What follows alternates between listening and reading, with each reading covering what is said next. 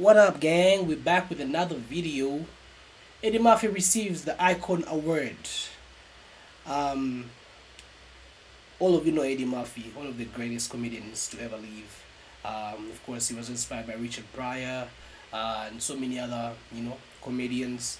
And of course, he has had a long time off the stand-up comedy, and has been receiving a lot of awards like the Mark Praise Award, something like that.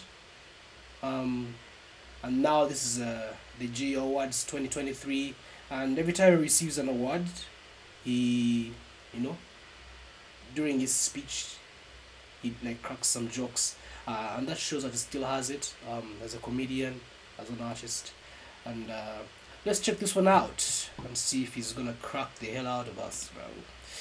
Crack the ribs, bro. Thank you. Yeah. Yeah. I've had so much fun tonight. This was amazing. Uh, Smokey, brother. Just I told you last time I see you, just being in the room, just being around you. Are those Smokey's eyes, bro? Are those like green or it's contacts? That's damn. brother, I love you. I'm such a big fan. I love being around you. I want to say thank you to my wife Paige for letting me come out tonight, and and to Byron Allen and the good people at the Griot for showing some love in these I'm looking for inscription. You gotta put our names on here, Brian. What's it say? 2023 Deluxe. What kind of no. I want to say thank you to everybody that paid any attention to me for the last 47 years. I've been in this business 47 years. You see? Long time. Tiffany Haddish. Yeah, it was a whole different show business back then. The only young people you would see was the Jackson 5, and it was Good Times and Sanford and Son. That was the only black people you would see on TV. And Sidney Poitier was the only one in the movies. And we had no black makeup artists and no black producers and writers and directors. You got all that in that.